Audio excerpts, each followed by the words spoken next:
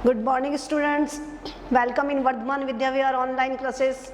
I am Priti Srivastava, your Hindi teacher, आपकी हिंदी की अध्यापिका। आज हम आपकी जो किताब है क्षितिज, उसके अंदर लास्ट जो आपका लेसन है पद्य खंड में राजेश जोशी द्वारा लिखित बच्चे काम पर जा रहे हैं।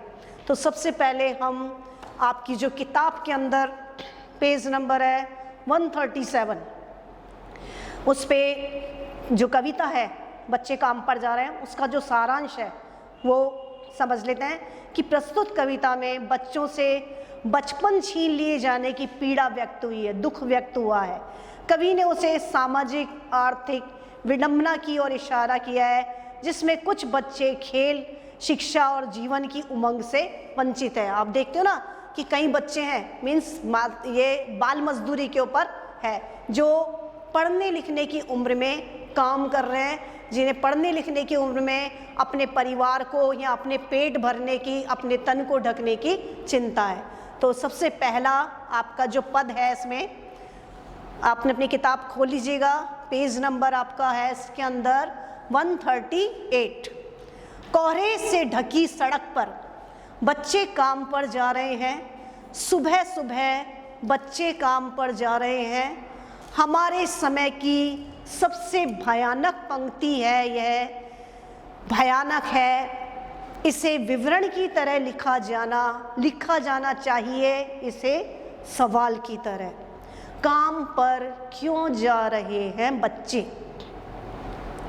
अब इसका भावार्थ व्याख्या क्या है कि कवि कहता है सुबह का समय है, सड़कों पर गहरा कोहरा छाया हुआ है, मीन्स सर्दियों के दिन है तो सड़कों पर गहरा कोहरा छाया हुआ है। ऐसी भीषण ठंड में, मतलब बहुत तेज ठंड पड़ रही है, कुछ विवश बच्चे हैं, मजबूर बच्चे हैं, जिन्हें रोजी रोटी कमाने के लिए काम करने जाना पड़ रहा है। मतलब उनके सिर पर किसी का भी हाथ नहीं है जो उन्हें रोजी पेट भरने के लिए खाना दे सके, तन ढकने के लिए कपड़ा दे सके। होना तो यह चाहिए था कि बच्चे ठंड से बचने के लिए घरों में खेलते कूदते।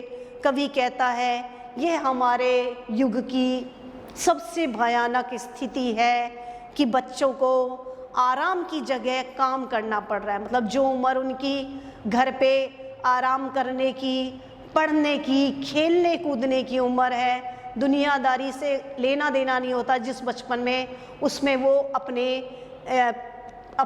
पेट भरने की चिंता कर रहे हैं। और इससे भी अधिक भयानक बात यह है कि इस समस्या को सामान्य विवरण या वर्णन की तरह कहा जा रहा है। मतलब आम आदमी उसका वर्णन इस तरीके से कर रहा है जैसे कोई मामूली सी बात है। इसे कहकर किसी को क्रोध नहीं आता और सुनकर ग्लानि नहीं होती। मतलब आम न्यूज़ की जैसे आ जाता है कि बच्चे काम पे जा रहे हैं, बाल मजदूरी कर रहे हैं। इसको लिखते समय किसी को विचार नहीं आता कि बहुत भयानक बात है, किसी को गिल्टी फील नहीं होती कि किस कारण से इतने छोटे बच्चे काम पर जा रहे हैं। इसे एक सामान्य बात कहकर टाला जा रहा है।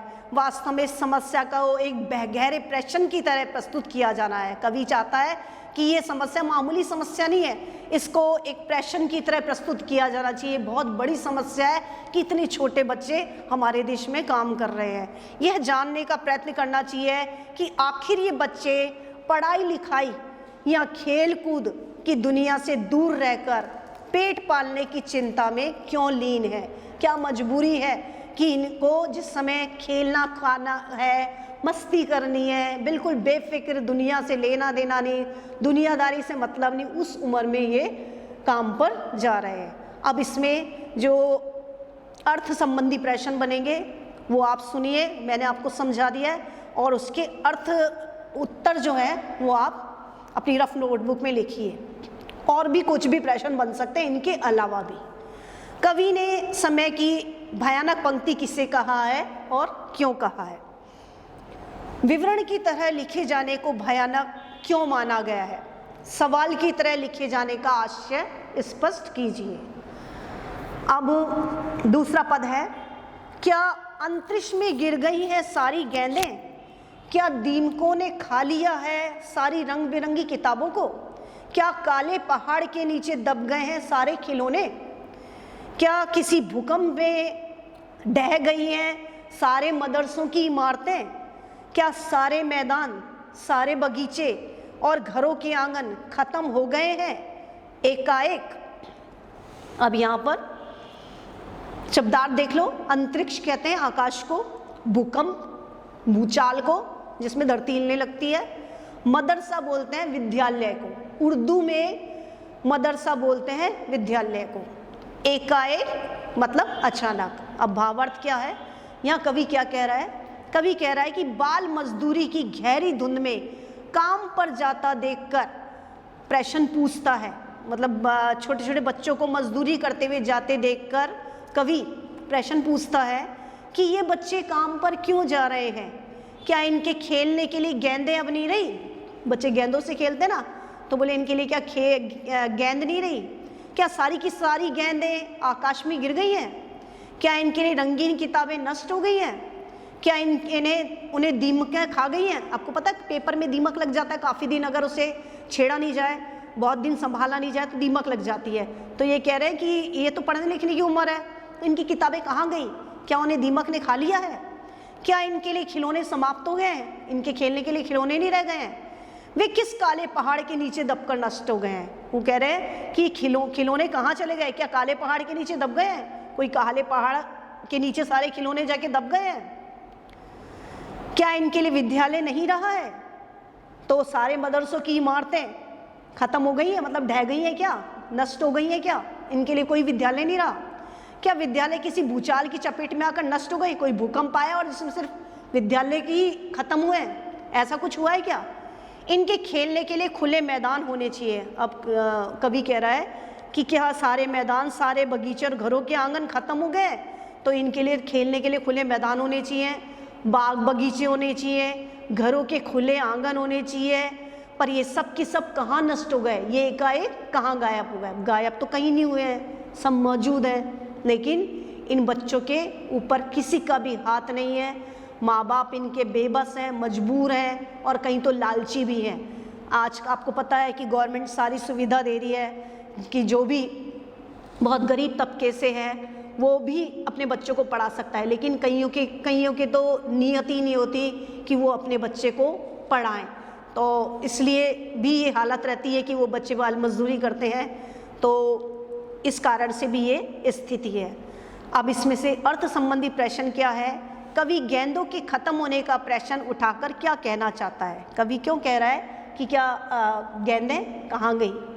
कवि रंगीन किताबें, गेंदें, खिलौने, मदरसे, मैदान, बगीचे, आंगन क्यों चाहता है? काले पहाड़ किसके प्रतीक है? अब इसमें काला पहाड़ किसका प्रतीक है? शोषण का, है ना, क्योंकि शोषण हो रहा है इन लोगों का, कि चाहे वो इनके संरक्षक को शोषण कर रहे हैं या फिर जो पूंजीपति लोग हैं, कई अमीर लोग होते हैं जिनकी दुकानों पे या घरों में, फैक्ट्रियों में छोटे छोटे बच्चों को काम पर लगा लेते हैं, तो वो शोषण ही तो है। वो क्यों नहीं देखते कि इतने छोटे बच्चे पे वो हम काम ही ना दें? तो अगर किसी भी लालच में वो बच्चा आता है तो वो अपने आप जाके, जब उसे काम नहीं मिलेगा तो पढ़ाई करेगा। लेकिन काले पहाड़ का मतलब क्या है? ये शोषण का प्रतीक है। जो शोषण करता है वो किस तरीके से इन बच्चों का शोषण कर रहे हैं। अब तीसरा पद है,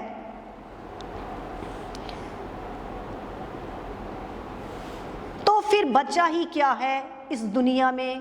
कितना भयानक होता अगर ऐसा होता। भयानक है, लेकिन इससे भी ज़्यादा यह कि है सारी चीज़ें हस्ब मामूल, पर दुनिया की हजारों सड़कों से गुजरते हुए बच्चे, बहुत छोटे छोटे बच्चे काम पर जा रहे हैं। अब इसमें शब्दार्थ देखो, हस्ब मामूल आया है, इसका मतलब है यथावत, जैसा है वैसी की वैसी। जैसा तो है ना, पद कहते हैं ना, सब चीज़ वैसी की वैसी है, तो जैसा है वैसा का वैसा। उर्दू शब्द है ये हस्ब मामूल। अब भावार्थ क्या है इसका? कि कवि कहता है कि अगर इस संसार में बच्चों के खेलने के लिए गेंदें, रंगीन पुस्तकें, खिलौने, विद्यालय, मैदान, बगीचे और आंगन ना रहे तो फिर इस संसार का लाभ ही क्या है? बच्चों के लिए यही सब नहीं होगा तो फिर संसार का मतलब भी क्या है? ऐसी दुनिया बेकार है जिसमें बचपन को खिलने का अवसर ना मिले, मतलब छोटे बच्चे हैं उन्हें खेलने का अवसर नहीं मिले, तो ऐसी दुनिया बेकार है। यदि सचमुच ऐसा हो गया, और यदि सचमुच ऐसा हो गया तो यह कितना भयंकर अनुभव होता। परंतु सच तो यह है कि ये सारी चीज़ें संसार में उपलब्ध हैं, सब कुछ है, खेल खिलौने, बाग बगीचे, स्कूल मैदान, सब कुछ है, फिर भी देश के बच्चे इनसे वंचित हैं। कई बच्चे ऐसे हैं जिन्हें ये कुछ नहीं मिलता, उनको बचपन से मजदूरी पे लगा दिया जाता है। बच्चे खेलने कूदने और पढ़ने लिखने की बजाय काम धंधा करने के लिए विवश हैं, मजबूर हैं। दुनिया की हजारों सड़कों पर नन्हे नन्हे बच्चे काम काज करने के लिए जा रहे हैं। बाल मजदूरी धड़ल्ले से हो रही है, खुलेआम हो रही है। बस अखबारों में दे दिया जाता है, एक पर्टिकुलर दिवस मना दिया जाता है, उस दिन थोड़ा बहुत फॉर्मेलिटी कर ली जाती है और फिर वो का वही सीन रहता है। यह सचमुच चिंता की बात है कि बच्चे काम पर क्यों जा रहे हैं। अब यहाँ पर अर्थ संबंधी प्रश्न है, तो फिर बच्चा ही क्या है इस दुनिया में का आशय स्पष्ट कीजिए, इस लाइन का अर्थ स्पष्ट कीजिए। कवि बच्चों से के काम पर जाने पर क्यों चिंतित है? कवि ने बच्चे बहुत छोटे बच्चे कहकर पुनरावृत्ति क्यों की है? पुनरावृत्ति करना होता है रिपीट करना, तो कवि ने ऐसा क्यों कहा है? कवि ने ऐसा इसलिए कहा है कि वह बच्चों के प्रति पाठकों के मन में सहानुभूति जगाना चाहता है। तो ये हो गया आपका आज लेसन कंप्लीट हो गया है। क्वेश्चन आंसर मैं PDF में भेज दूंगी। कोई भी परेशानी हो तो आप है ना, जो अपने जो भी है डाउट्स हैं आपको कुछ भी, तो आप मैसेज करके मुझसे पूछ सकते हैं। धन्यवाद।